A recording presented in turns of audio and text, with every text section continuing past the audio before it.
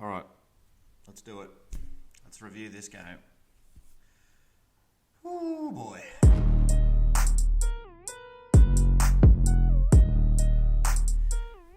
Hey Cats fans, thanks for joining me. Thanks for commiserating with me. Oh my goodness me, what happened? How putting this show together today, oh my god, I didn't want to do it. It's round one. I was like, I was excited to do this. I was excited to do the very first show, the very first review. But oh my god, I was so pumped before the game started yesterday. And after watching that rubbish that we put out, it's deflating, isn't it? It's hard to keep going. But we're going to try. We're going to push forward. It's round one, so it's a long season. There's a lot more games to go, and I'm sure we'll get better. And I'm sure Adelaide will drop off, and they've probably played their best game that they're going to play. But anyway, as I said, let's review the game. So look, Adelaide got off to a good start. Clearly, it seems to be a Geelong thing, doesn't it? Not all the time, but it happens a lot with us that we let teams get off to the fast start, and then it's too late after that. It's like we get 5 goals down. What are we supposed to do when it's 5 goals down? I mean, just keep chipping away and hope that we string 5 or 10 minutes of great football together. It's not a way to win enough games. But anyway, so it's really, really hard to sort of get over the frustration of this one. I think it's gonna bite us towards the end of the year and that's almost being arrogant, thinking that we're actually going to be there. Not to think that we're going to be bottom 4 or anything like that. I think we'll turn things around, that's for sure. But you'd like to think that we're going to win the next few. But in saying that, who knows? Like, we've got Brisbane next week, and we'll see what happens with that. But anyway, so as I said, Adelaide got off to a great start. Hats off to Adelaide. Seriously, Adelaide, I was very impressed with the way they went about it yesterday. Their tackling was insane. We didn't seem to have any space. We didn't seem to do much right either. But when we got the ball, we were under pressure the whole time. They just seemed to have acres and acres and acres of room. I don't know what was going on with that. But I was thinking about last year's defence, and there was almost just this spider web of the whole team defence and the control and everything. Where was that? It was just totally absent. It was nowhere to be seen. It's like, okay, what's going on here? Who's this Geelong side? I know we've got a few new guys in, but there's no semblance of where it was last year. So, I'm not a big fan of the control version of footy that we play, but in certain times of the game, I think that's probably the problem with this game. We never actually got to a point where we could control the game. It was always playing catch-up the whole way through. So you can't play that kick around in the back line style of play that we do back and forth, control the play, slow the tempo, Stewart, blitz up, Stewart, back and forth, colour dashing every now and then. But anyway, look, who knows? I think this is a problem. We get off these slow starts and then we're stuffed. So... there was some good patches, don't get me wrong, some good players. I was really, really impressed with Parfitt. He was I had him as one of our top 3 on the ground in the first 2 quarters of the game, the first half, and then fell away a little bit and did some things in the second half, but I thought he was pretty good, one of our best players on the ground all day. Paddy Dangerfield, he did some great things. He often, we set the bar very high for Paddy sometimes, so I think Paddy was probably one of our best players as well on the day, even though he's got a habit of turning it over every now and then or making the odd poor decision. But he does a lot that, stand him next to another Geelong player and he wouldn't have done half as much as what Paddy did. So it's important that we remember that sometimes if we get a little frustrated with a Paddy decision or a Paddy pull a scrubber kick along the ground when it's an easy target. He does a hell of a lot of good for us as well. I'm probably the worst on Paddy with his stuffing up, but no, I've got to remember that he does so much for us, and we'd be a totally different team if we didn't have him in our side, which is probably round 2, round 3, round 4 after that big hit. So I think everyone's expecting Paddy will have a bit of a rest. We'll put his feet up for the next few weeks. I hear a lot of the chat about a lot of the neutrals thinking he might get off. It's he's a protected species. I don't think Dangerfield's a protected species. So I think he's been done once or twice. So yeah, I'm fully expecting Danger to miss one or two weeks this time around. I think Menangola might be the other one. He seemed to injure himself reasonably late, a bit of a shoulder or something like that. So we might be without Danger, Menangola, Mitch Duncan, Jeremy Cameron. That started well. Who knows when we'll get him? It's a second hamstring strain for him. Since he's been with the club, he hasn't actually laced the boots up except for practice match and community series games yet. So it'd be nice to get Jeremy Cameron on the park at some stage.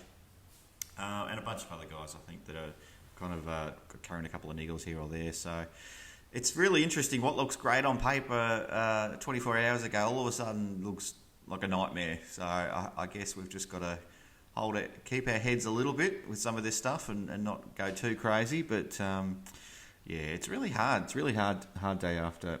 I thought, just a couple other thoughts about the game. It was good to see a couple of Isaac Smith did a couple of good things, I guess, in the last quarter. He sort of looks like he's struggling to fit in a little bit at the moment, but I guess early days with that. We'll see how he comes on later on after a few more games with us. Who else was okay? Let me think. Blitzarves was okay again.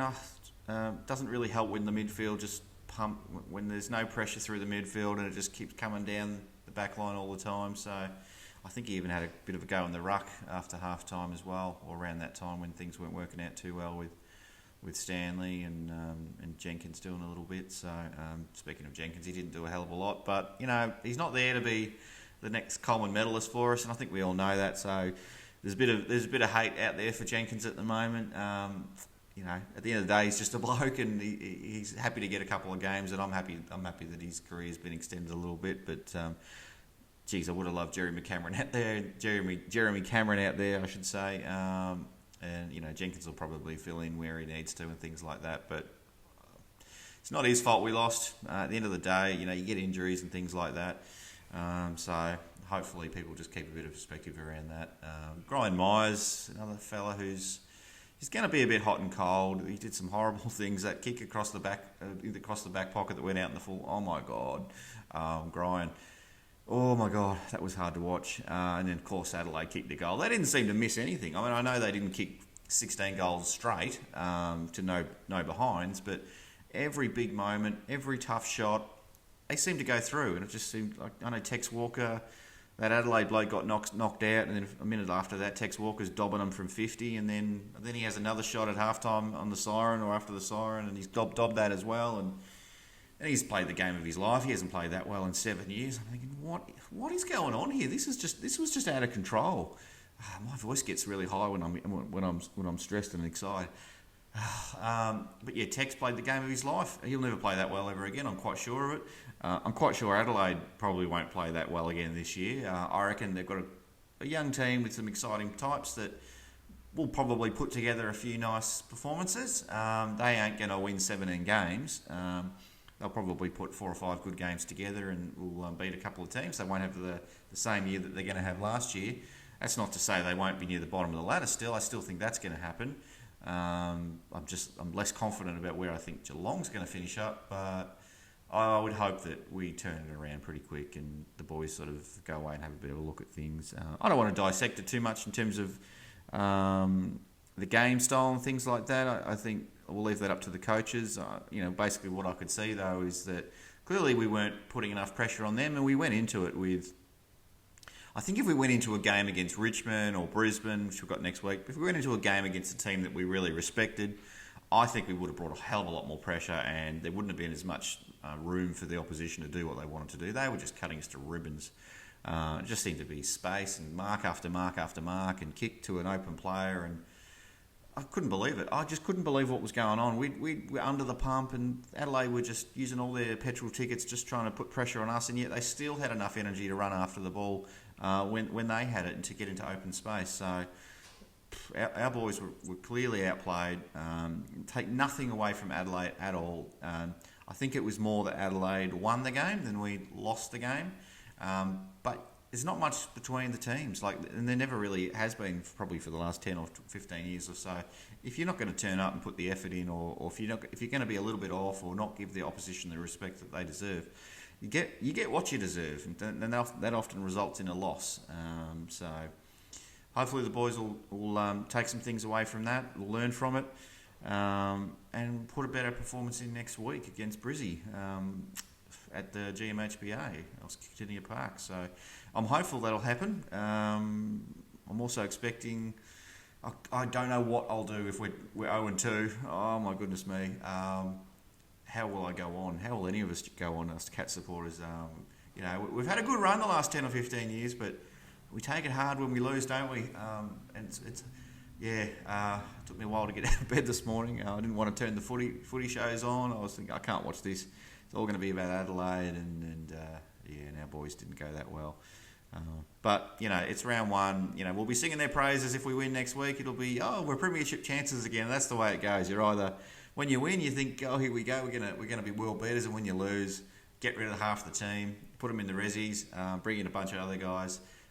So there'll be some players that'll probably make way, and there'll be some other guys that played reasonably well. I think Tui might have played well in their reserves, and who was the other guy? Jack Henry, I think, played okay in their reserves.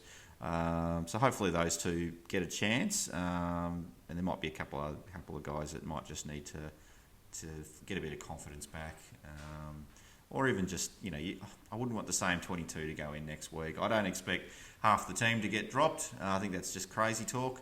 But yeah, a couple of guys to give a couple other guys a go, especially a couple of younger guys earlier on in the season. And hopefully we come next Friday night we're 1-1, and it's a bit of a reset for us, and there's plenty of games to go to get things back on track. Even the best teams, Richmond's going to lose three or four games this year. Everyone will probably tip them every single week of the year. Even the best teams lose. It's pretty hard though to lose round one, considering we were such big favourites through the year.